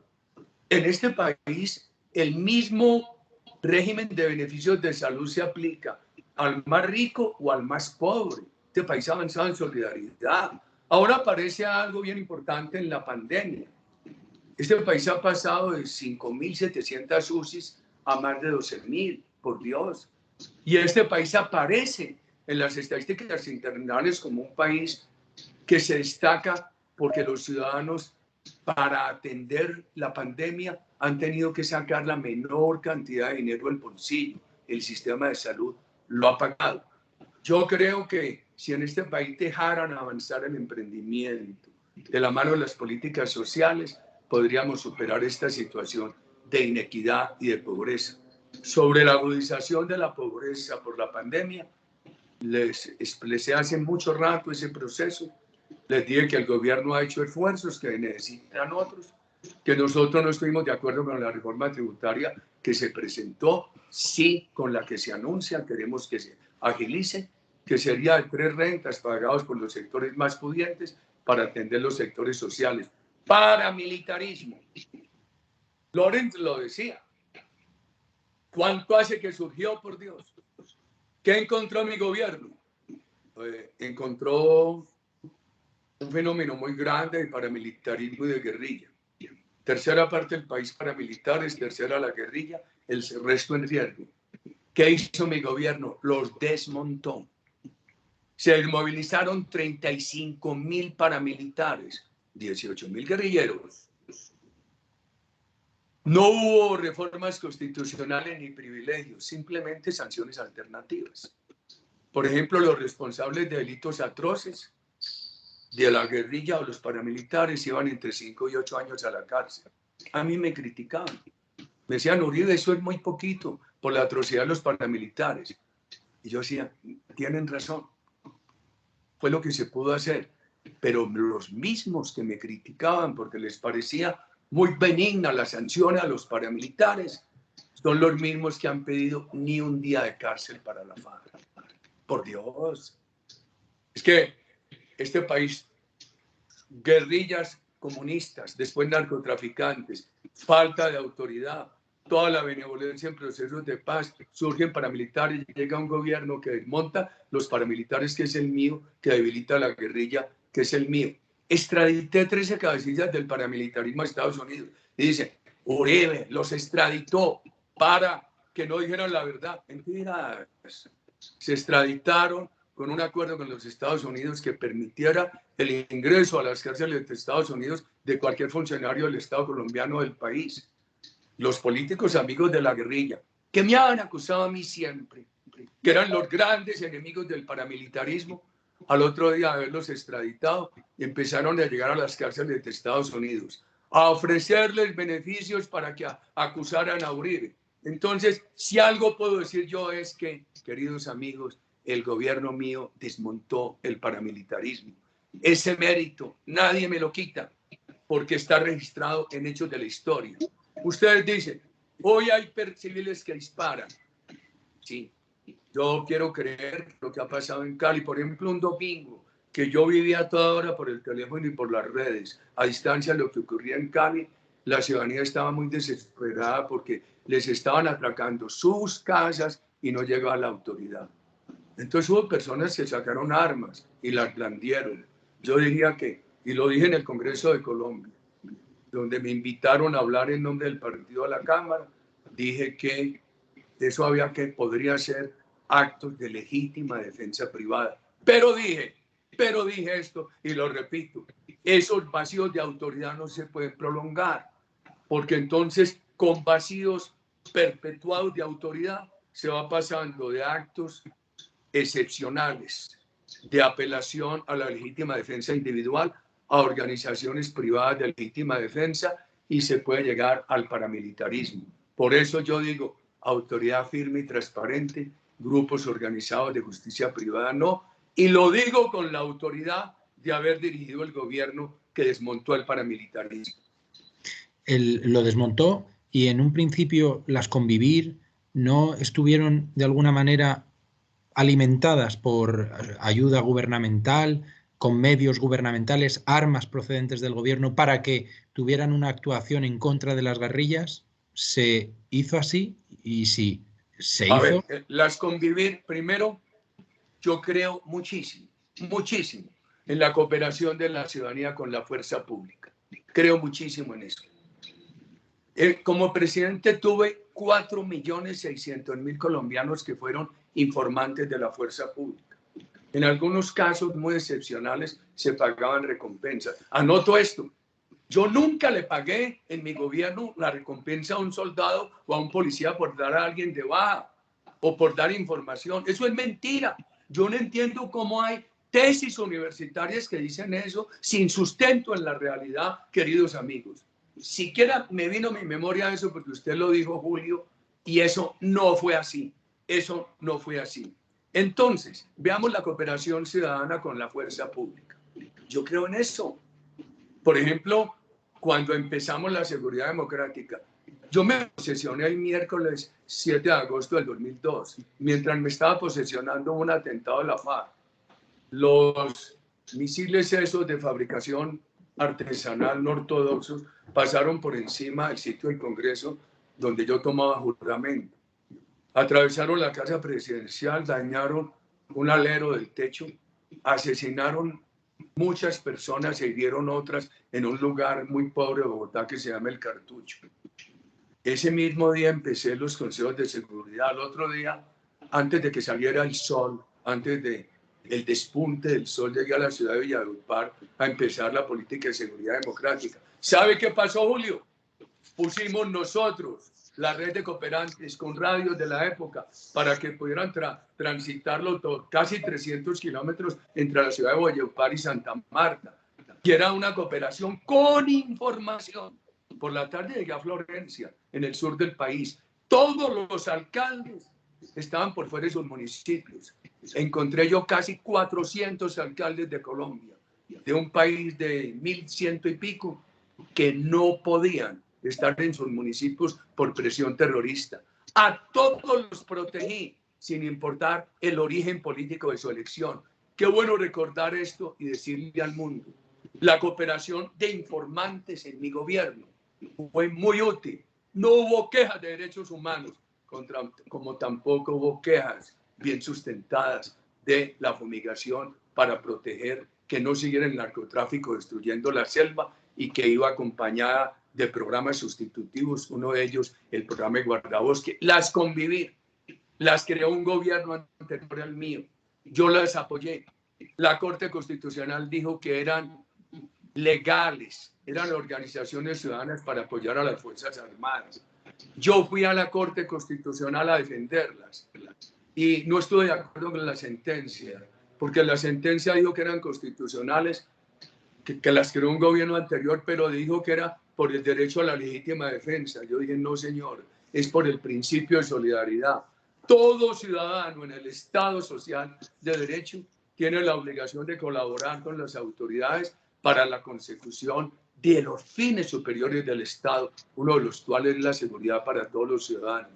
¿Cuántas convivieron en Colombia? Más de 600. ¿Cuántas hubo en mi departamento? 60, 69. ¿Cómo se manejaron en mi departamento? Con toda franqueza, con toda sinceridad. ¿Qué les daba mi gobernación? El reconocimiento jurídico. ¿Quién les daba la licencia de operación? el gobierno nacional de la época. ¿Quién las vigilaba? Una superintendencia del gobierno nacional de la época. En 2 o 3 donde se advirtieron anomalías, yo les suprimí la personería jurídica. Y años después en la presidencia ya no hubo convivir. Hubo 4.600.000 ciudadanos que eran cooperantes de las Fuerzas Armadas y eso se resultó bien.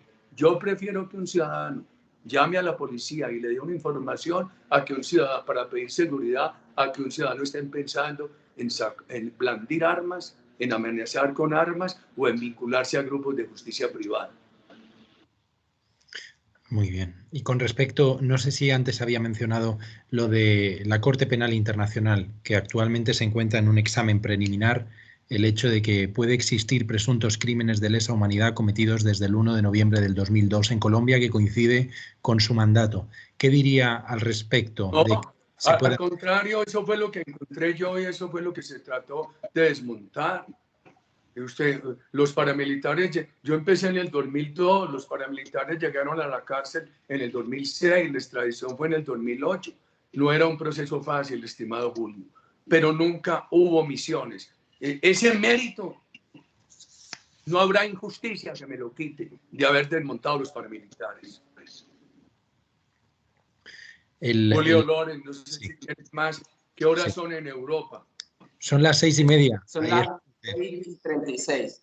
Mira, yo aquí en Colombia. ¿A qué hora? No quiero que se haya esta actividad sin consultar una cosa, porque no quiero que esto para nada estoy de acuerdo que esto sea una interpelación en un banquillo donde lo que haya es acusaciones. O sea, yo creo que aquí hay que resaltar muchas cosas. Y Julio, una de las cosas por la cual ha habido presiones constantes para que esta actividad no se dé es por esto. Yo quisiera que muchos presidentes tuvieran la gallardía y la valentía de pararse a responder respuestas de todo tipo, como nos lo dijo, muchachos, aquí no hay temas vetados, pero aquí hay cosas que nosotros también hay que resaltar. Y yo sí celebro, por ejemplo, que las Fuerzas Armadas colombianas Colombia no ha estado tradicionalmente vinculada a dictaduras militares. Oye, nosotros en América Latina tenemos tradiciones de dictaduras militares. O sea, esto es algo que nosotros también tenemos que celebrar. Nosotros no podemos empujar a las Fuerzas Armadas que no se vinculan a dictaduras a que terminen vinculándose a dictaduras militares. Otro elemento importante que yo quería conversar, porque una cosa importante que uno siempre quiere para sus alumnos es que puedan plantearse interrogantes, puedan plantearse situaciones que el día de mañana, cuando les toque tener posiciones de responsabilidad, estén preparados para tomar estas decisiones. Hay un hecho complicado, señor presidente, que a cambio, y podemos comparar la situación de Colombia con la situación de Venezuela, o de Nicaragua, o de Cuba, en el sentido que la posición de un dirigente político muchas veces es distinta, la óptica, a la de un defensor de derechos humanos. Por ejemplo, para desmovilizar a los grupos paramilitares, ¿no? Muchos consideraron de que eran pocos años de cárcel, ¿no?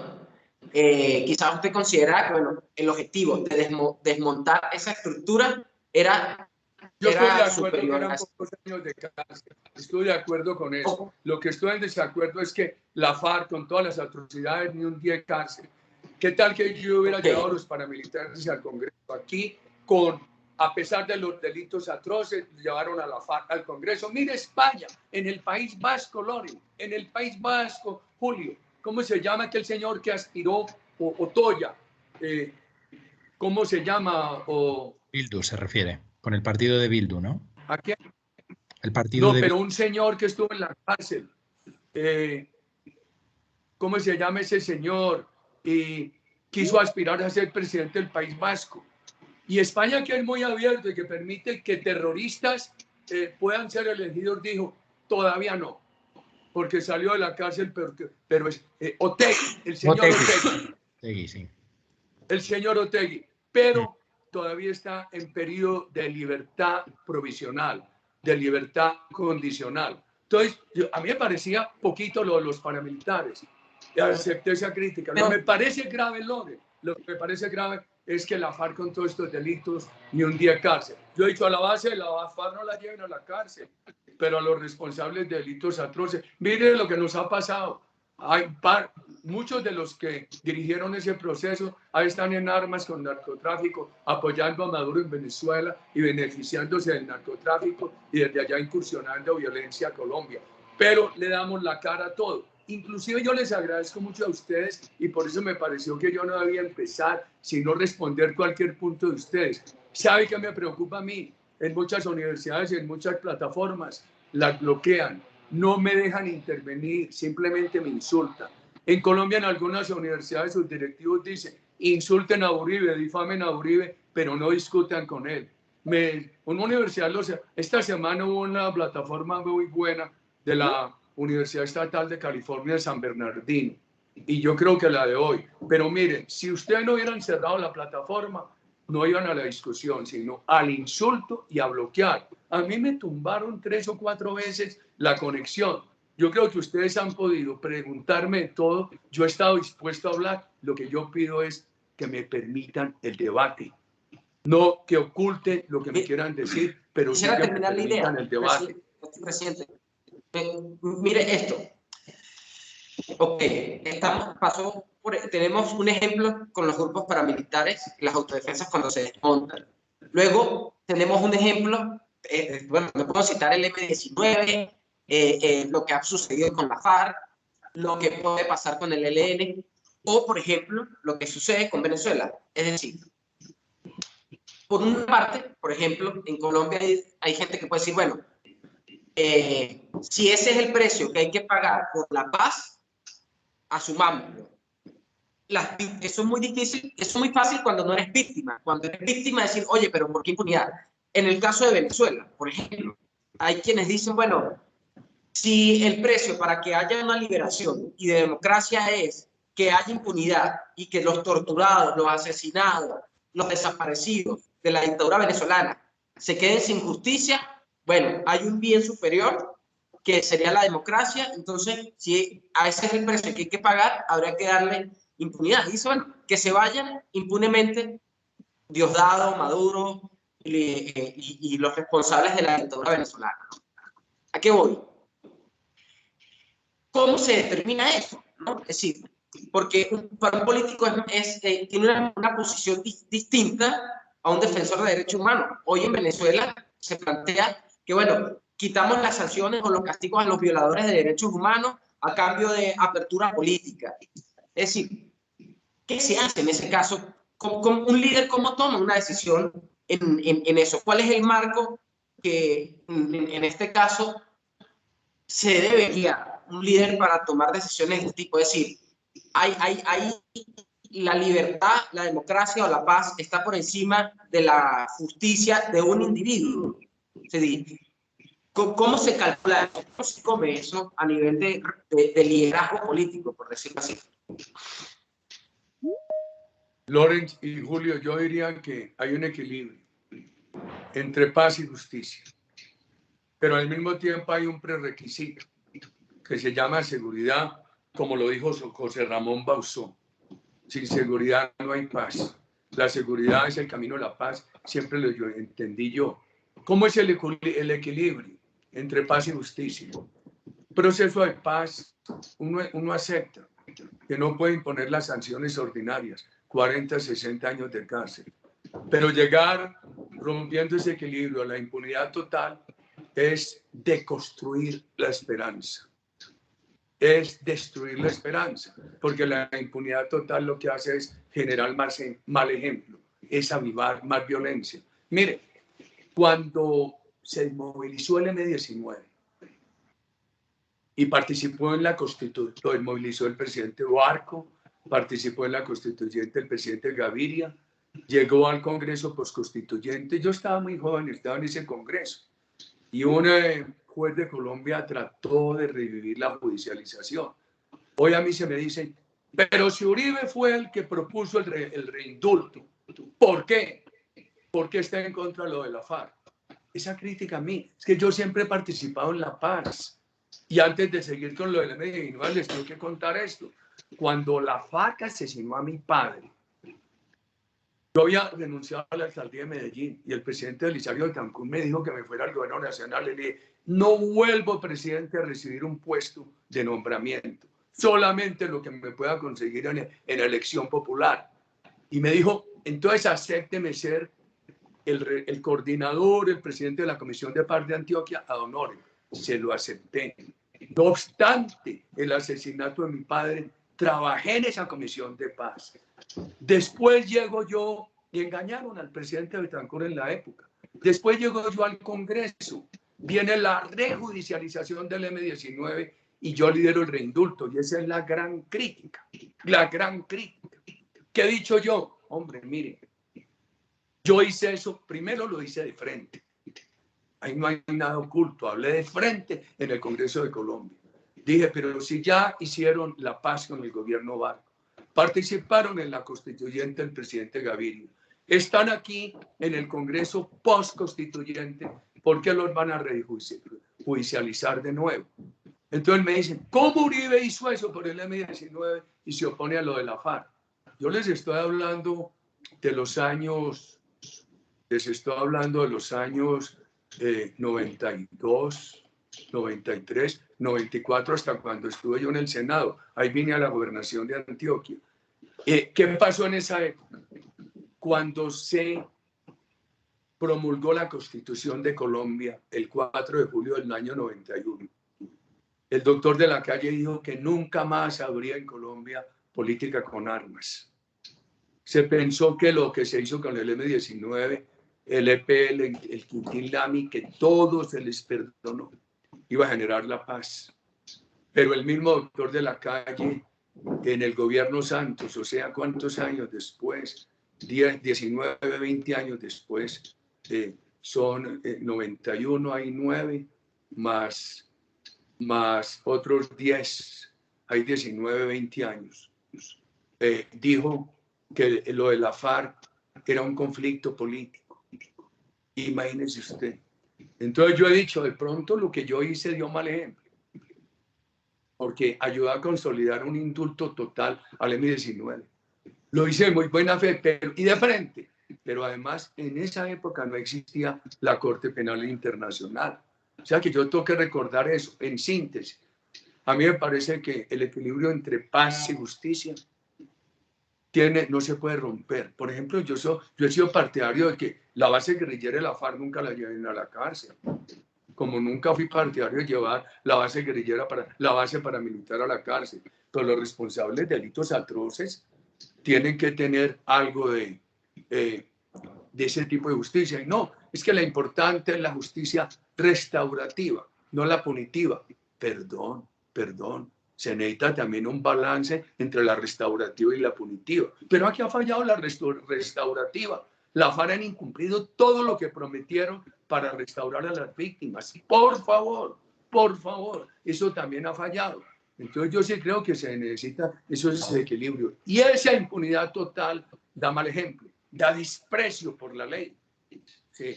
¿Sabe qué es lo de ese desprecio de Santrich, que se fue para Venezuela y que lo acaban de dar de baja en Venezuela, o de Iván Márquez? Como recibieron impunidad total, ellos creyeron que esos eran beneficios eternos y que podían seguir en el narcotráfico y en la violencia. Entonces la impunidad total genera desdén y miramiento con desdén, con burla a la ley. Por eso yo creo que la paz no se puede conseguir con impunidad total. Distinguidos jóvenes, esto es muy importante. Ustedes me han preguntado todos los temas, he procurado contestarles. Si pudiéramos ir terminando, que ustedes tienen otros compromisos y yo también. Sí, por supuesto. Muchísimas gracias. Y yo solo quiero cerrar con una pregunta que me ha enviado un compañero también colombiano y que me preguntaba qué pasa acerca de los nuevos 16 curules en el Congreso para las víctimas del proceso de paz. Si considera que van a ser para las verdaderas víctimas o para los exguerrilleros, y eso qué beneficio trae para el respeto institucional de los derechos humanos. Es gravísimo. Además lo consiguieron por la puerta de atrás, por una sentencia de amparo de tutela. El Congreso en su momento no le aprobó eso a Juan Manuel Santos con la mayoría requerida. Y esas curules serían de unas jurisdicciones controladas hoy por el narcotráfico, donde están todos esos residentes de FARC. El partido nuestro se opone a eso y nosotros vamos a insistir con un referendo para la reducción del Congreso. Aquí la verdad es que se ha engañado mucho a las víctimas. Los que quieren favorecerse se han favorecido con el tema de las víctimas. El partido está en desacuerdo con eso y muy probablemente será un punto que llevaremos a referendo para poder de reducir el Congreso de Colombia, queridos amigos. Pues por mi parte nada. Esta última pregunta mía sería, sí. Para nuestros estudiantes de ciencias políticas, estudios internacionales, derecho, y en general para los jóvenes aquí en Europa que tienen interés en la política, ¿qué consejo le daría a usted,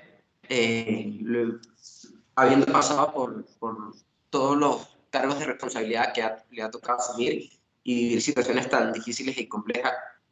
¿Qué consejo le dejaría para cerrar esta conferencia el día de hoy? Estudiar mucho.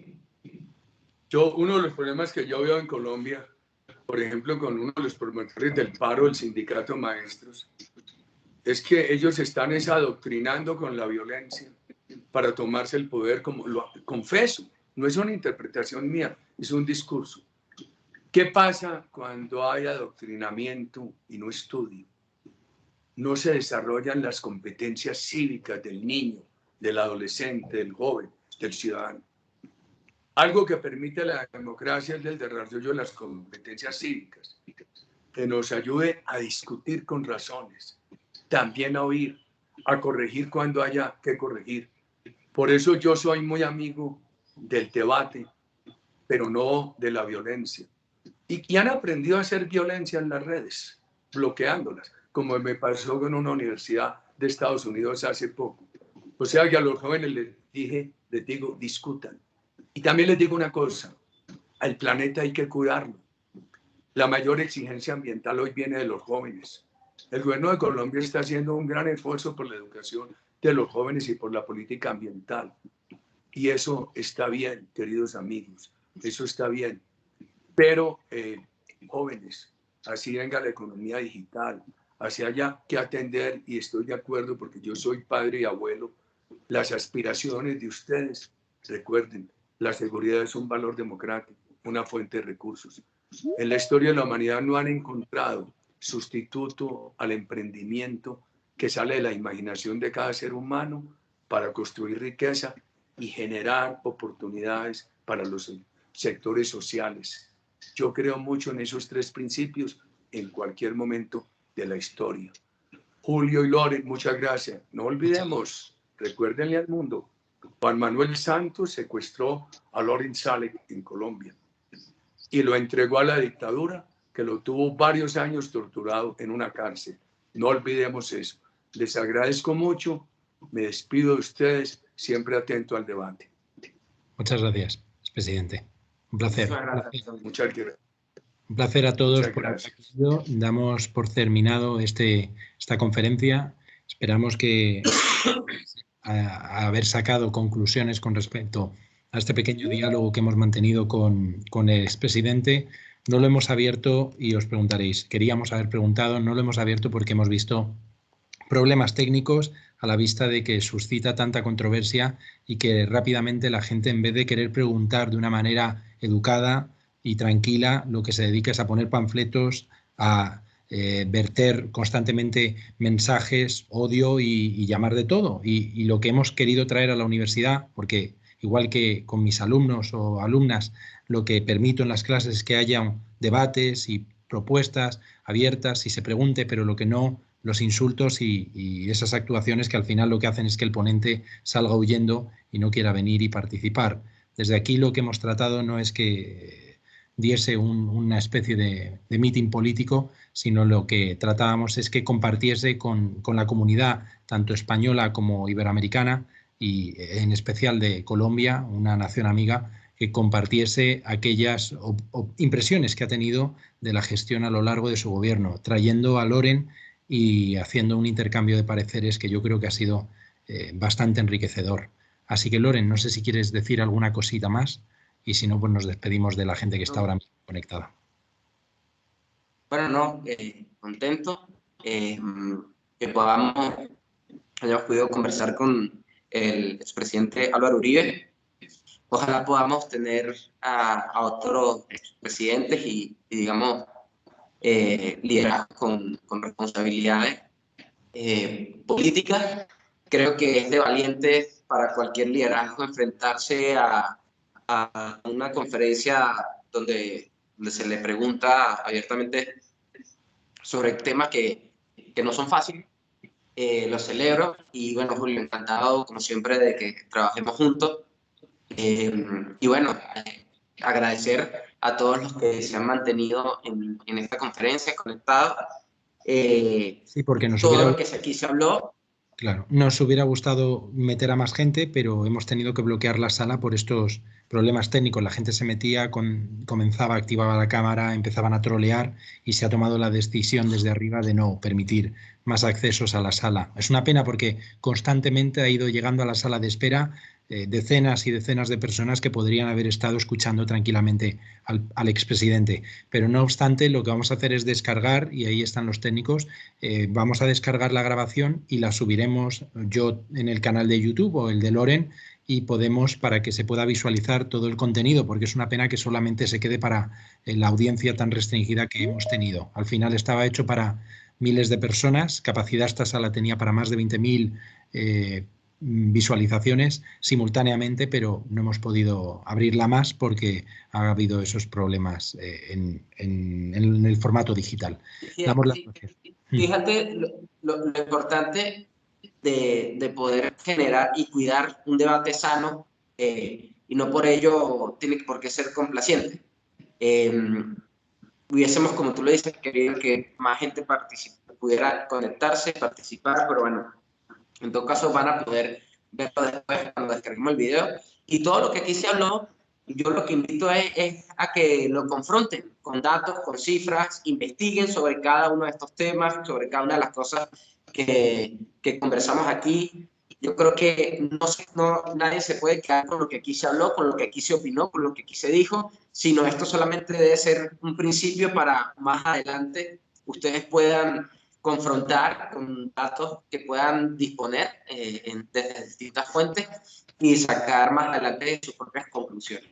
Exacto, un debate que lo que al final está llamando es a la juventud, porque son los jóvenes los que el día de mañana tienen que llegar con ese empuje, renovar las principales instituciones de Colombia y liderar el país de acuerdo con una línea pues respetuosa con los derechos humanos. Es decir, aquí ha venido el presidente Álvaro Uribe y ha dicho, bueno, mi gobierno tuvo claroscuros, pero fueron más claros que oscuros. Es evidente que una persona que ha estado al frente de una determinada responsabilidad siempre va a decir, yo he optado y he dicho por decisiones que tenían eficacia, que tenían liderazgo, que tenían rendición de cuentas, que daban resultados. Pero al final luego lo contrastamos con informes internacionales donde aparecen violaciones de un sitio, violaciones de otro, hay cuentas pendientes ante la Corte Penal Internacional, todo eso va a seguir avanzando y hemos tratado de alumbrar algo de entendimiento. Los jóvenes que están en Colombia son los que poco a poco, por medios pacíficos y democráticos, tendrán que renovar las instituciones y llevar una mejor Colombia a las próximas generaciones. Así que les animamos a ello. Bueno, pues nada más. Muchísimas gracias de todo corazón y que vamos a intentar organizar algún que otra conferencia con otros mandatarios para poder también sondear esos derechos humanos en un escenario tan complejo. Hoy ha tocado Colombia y mañana pueden ser otros mandatarios, pero vamos a intentar llamar a la puerta y a ver quiénes están dispuestos a sumarse a participar en un foro universitario, académico, donde aquí no vedamos la presencia de nadie, sino que queremos que cuantas más personas que han tenido responsabilidad vengan a intercambiar sus opiniones, impresiones y podamos sacarles ese jugo a la intervención, pues bueno, alumbraremos más soluciones constructivas en el futuro. Os queremos mandar un muy cordial saludo a todos los presentes que habéis estado, un fuerte abrazo y gracias de nuevo y perdonar las molestias por los fallos técnicos que hayamos tenido en la sesión. Nada más, nos despedimos desde aquí, tanto el compañero Loren, gracias a Álvaro Uribe, otra vez más, gracias a José Ramón Bauzá, que aunque no haya estado, le hemos tenido con nosotros en nuestro acto desde el principio, y que damos las gracias al apoyo que hemos tenido por parte de la Universidad Rey Juan Carlos, del Parlamento Europeo, del Centro de Estudios Europeos, que estamos aquí y que queremos, lo que todo nos toca, brindar más conocimiento, experiencia y saber a las próximas generaciones. Y si podemos aprender de los fallos de nuestros mayores para no cometer los mismos errores, creo que ya será un buen aprendizaje, aunque otros quieran no escucharles. La palabra yo creo que no hay que retirársela a nadie y siempre se lo digo, incluso a mis alumnos de ética o de derechos humanos, no se puede, todas las personas tienen los derechos humanos, son inalienables y están ahí, o sea, porque uno sea el peor criminal, va siempre a permanecer esos derechos humanos y hay que hablar, la libertad de expresión, no cohibirla, eso es uno de los grandes derechos que tenemos, pues sigamos protegiéndolo, respetándolo y cuidándolo. Y la universidad es ese lugar privilegiado para ello. Muchas gracias de nuevo. Y hasta la próxima. Hasta la próxima, Loren. Adiós.